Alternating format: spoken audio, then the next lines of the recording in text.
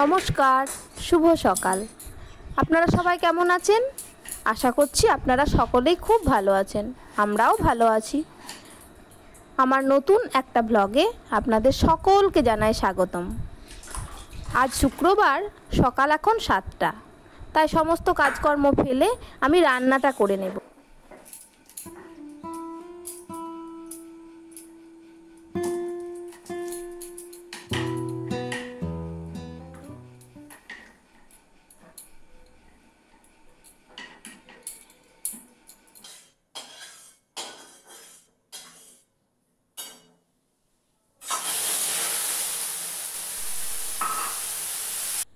এখানে হবে পটল আর পনিরের তরকারি, আর এখানে হচ্ছে ডাল।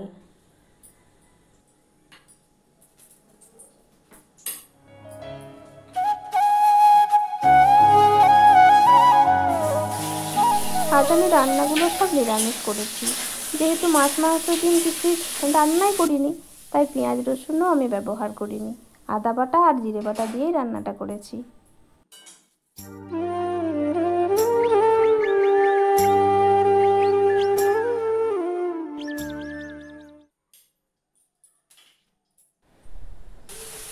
তেলটা গরম হয়ে গেলে আমি একটু হলুদ গুঁড়ো দিয়ে দিলাম।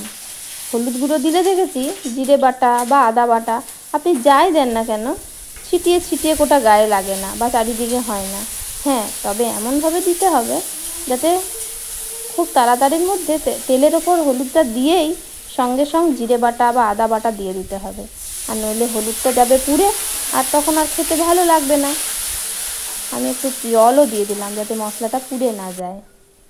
এরপর আলু এবং পটল যেগুলো ভেজে রাখা ছিল সেগুলো আমি দিয়ে দিলাম। এরপর ভালো করে কষাবো মশলার সঙ্গে।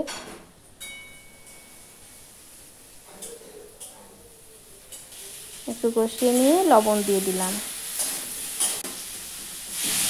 এরপর জল দিয়ে আমি একটু ঢাকা দিয়ে দেবো আলু পটলটা সেদ্ধ হওয়ার জন্য। পনিরটা কিন্তু আমি এখন দিইনি। পনিরটা দিলে পনিরটা গলে আর খুঁজেই পাওয়া যায় না।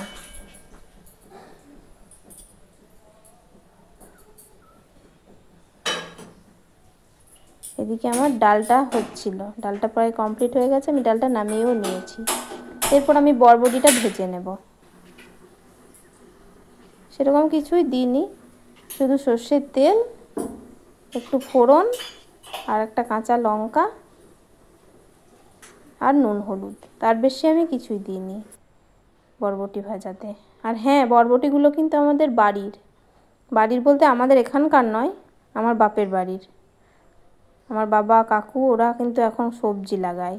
ওদের বয়স হয়েছে কিন্তু ওরা সবজিটা ভালোই লাগায়। দেখেছি সারা বছরই কিছু না কিছু সবজি হতেই থাকে।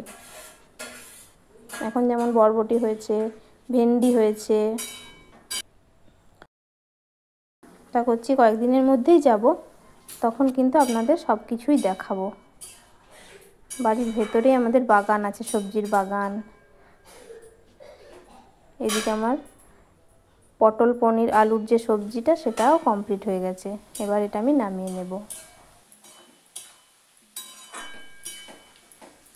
আজ রান্না করে নিয়েছি আলু পটল আর পনির দিয়ে একটা সবজি, বরবটি ভাজা আর ডাল, আর এখানে আছে ভাত। এখন আমি এদের খেতে দিয়ে দিচ্ছি।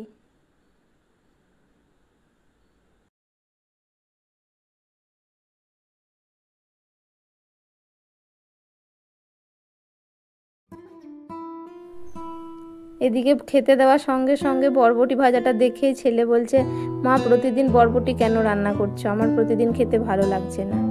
আমাদের কোনো অসুবিধা হয় না, আসলে বাড়ির বরবটি তো, বাড়ির যে কোনো জিনিস একটু বেশি বেশিই খাওয়া হয়, তাই বললাম আজকে খেয়ে নে, আর করবো না, এখন কিছুদিন গ্যাপ দিয়ে দেব। সবজি খায় ভালোই ছেলেটা, কিন্তু প্রতিদিন এক জিনিস ওদের খেতে ভালোও লাগে না।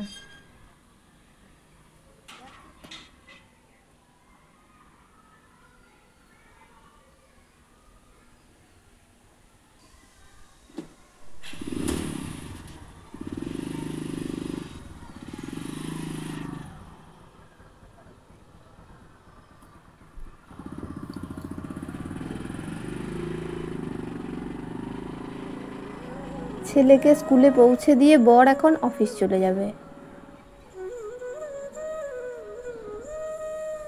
আমি আমার বাড়ির সমস্ত কাজকর্ম করে নেব। সকাল থেকে তো কোনো কিছুই করে উঠতে পারিনি, সমস্ত কাজ এখন বাকি আমার।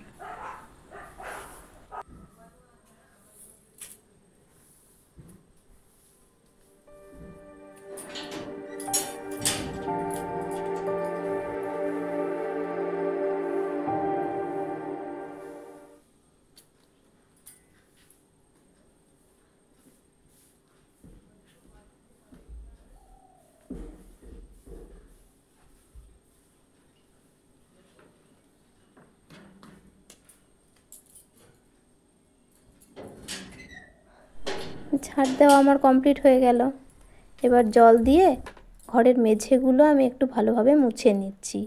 আমি এখন মুছতে থাকি ভালোভাবে, আপনারা আমার সঙ্গে থাকুন।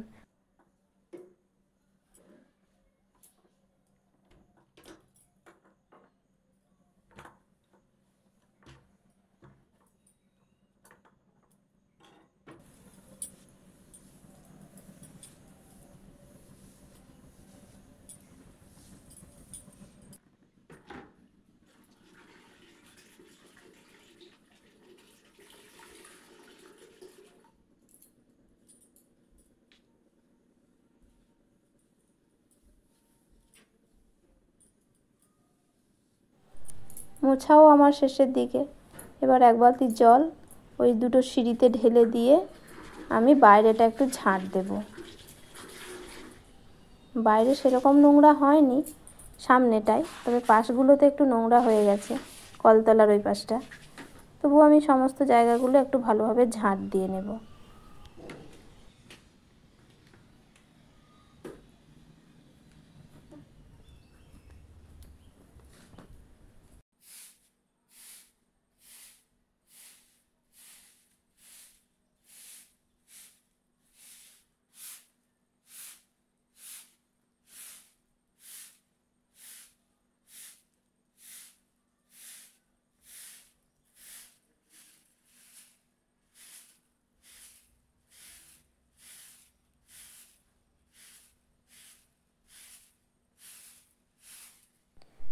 ঝাঁট দিতে দিতে দেখছি আবার এখানে কয়েকটা ঘাস বেরিয়েছে, তাই থাকতে না পেরে ঘাস কটা আমি তুলে ফেললাম আর ভালোভাবে জায়গাটা ঝাঁট দিয়ে দিলাম। বাড়ির সামনে ঘাস বেরোলে বড্ড খারাপ লাগে দেখতে।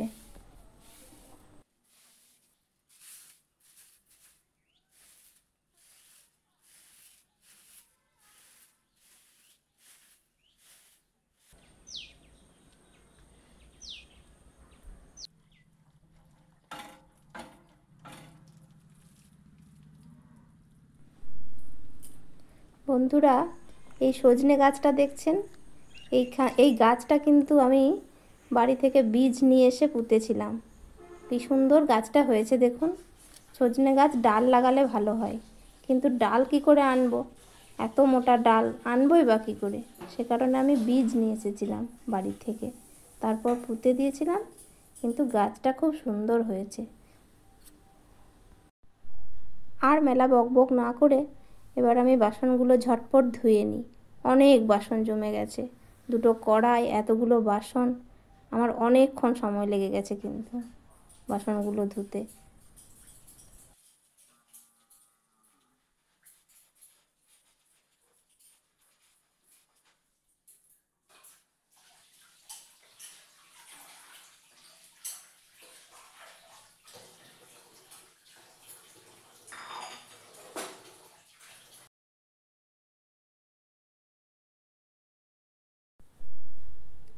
এদিকে দেখুন আমি বাসনগুলো সব ধুয়ে নিচ্ছি, এগুলো কিন্তু ঠাকুরের বাসন।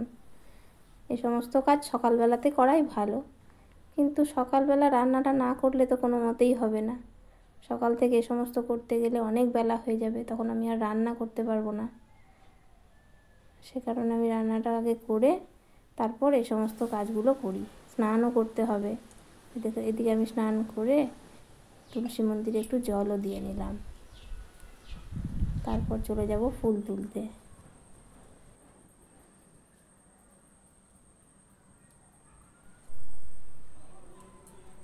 এখন আমি ফুল তুলতে চলে এসেছি।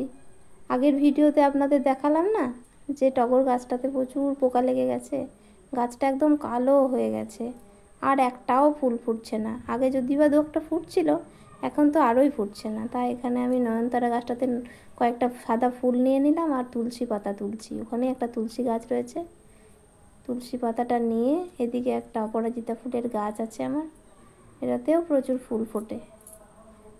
তাই আমি এই গাছটার থেকে নীল রঙের অপরাজিতা ফুলগুলো তুলে নিচ্ছি।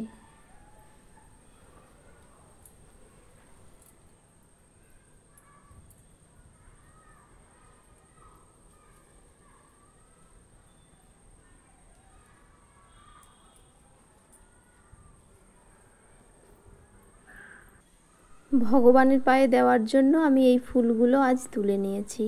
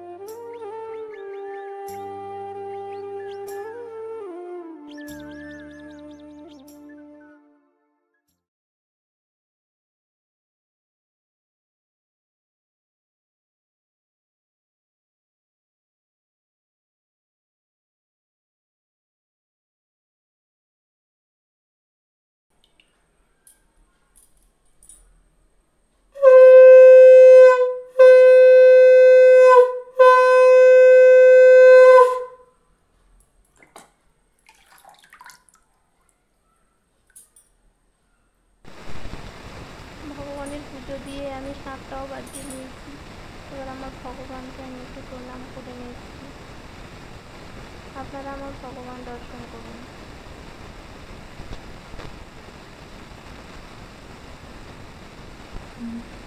স্নান করার পর জামা কাপড়গুলো মেলাই হয়নি, হঠাৎ করে চোখে পড়লো যে জামা কাপড়গুলো তো আমার থেকে গেছে। তাই তাড়াতাড়ি করে আবার রোদে জামা কাপড়গুলোকে ভালোভাবে মেলে নিচ্ছি।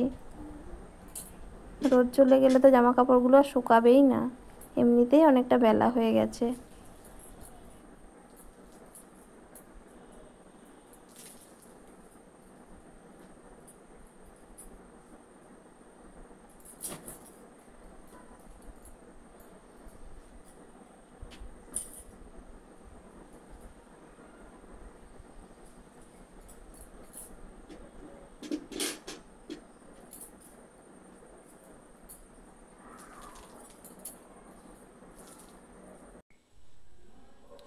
ছেলে কিন্তু স্কুল থেকে চলে এসেছে বন্ধুরা।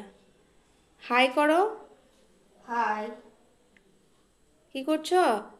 আমি এখন পড়া করছি। তুমি টিউশন যাবে না? যাব। ঠিক আছে, পড়া রেডি করছি। আজকে তোমার টিউশনে এক্সাম আছে না? হ্যাঁ।